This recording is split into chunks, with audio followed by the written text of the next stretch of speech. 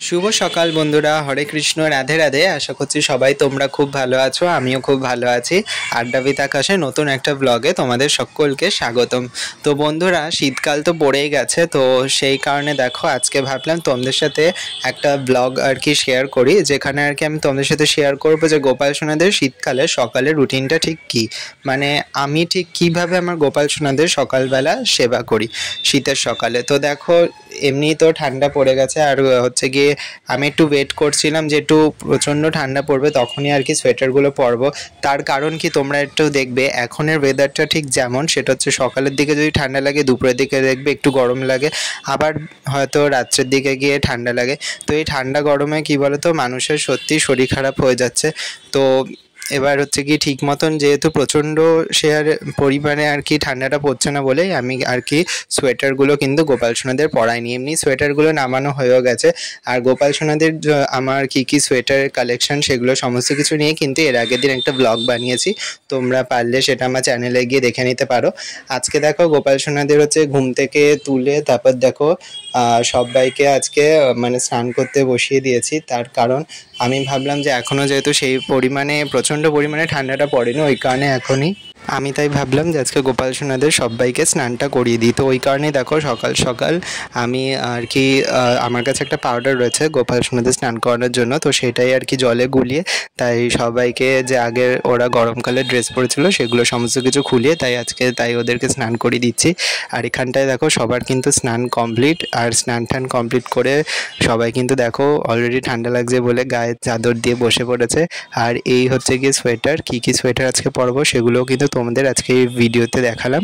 আর আজকে হচ্ছে গিয়ে সোয়েটারের সাথে একেবারে টুপিটাও পরিয়ে দেবো, তার কারণ ঠান্ডাটা যেহেতু একটু রাত্রের দিকে বেশি লাগে, তো ওই কারণে দেখো টুপি আর সোয়েটার দুটো একসাথে বার করেছি। আর এখানে দেখো আমার মেজ গোপাল সোনা কিন্তু সোয়েটার পরে বসে পড়েছে, আর তার সাথে এবার আমি মাথার মধ্যে পরিয়ে দেবো হচ্ছে গিয়ে গোপালের চুলটা, আর তারপর হচ্ছে গিয়ে টুপিটা, এগুলো সমস্ত কিছু কিন্তু আমি আর কি পরিয়ে দেবো।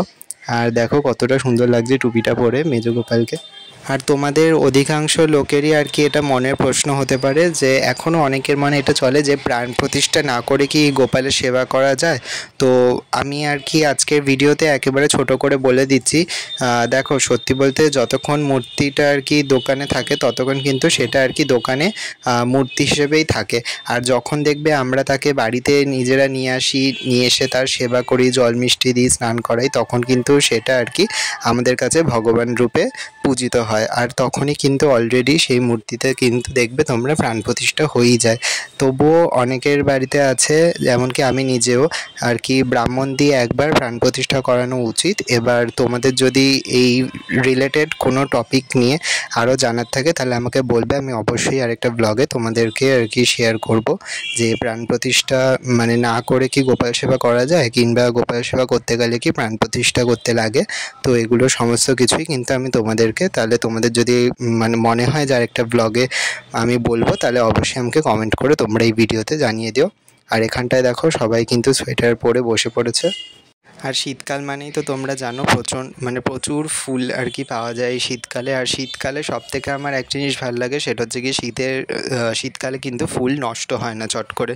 তো তোমরা যদি যত্ন করে ফুল রাখতে পারো অনেক দিন থাকে। এমনকি আমার মানে বলতে গেলে গাঁদা ফুলের মালা তোমরা যদি একদিন কেন, সেটাকে কিন্তু তোমরা 4-5 দিন মানে এমনি বাইরে প্লাস্টিকে রাখতে পারবে যদি ঠিক করে গুছিয়ে রাখো।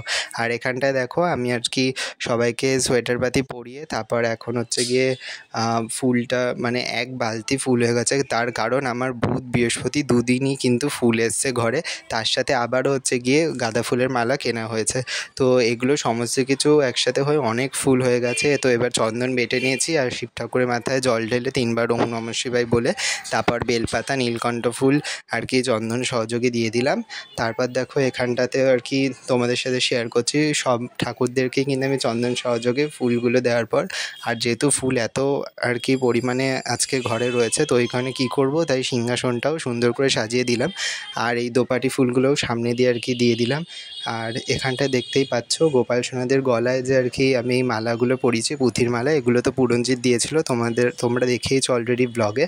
তো সেই পুঁথির মালাগুলোও কিন্তু আজকে পরিয়ে দিলাম। আর তারপর দেখো ধূপকাঠি দিয়ে আরতি করে গোপাল সোনাদের আর কি সকালে ভোগ নিবেদন করলাম। আর আজকে গোপাল সোনাদের আপেল কেটে দিয়েছিলাম, তার সাথে দিয়েছিলাম মিছরি। তো এই আর কি সকালবেলা গোপাল সোনাদের খেতে দিয়েছিলাম।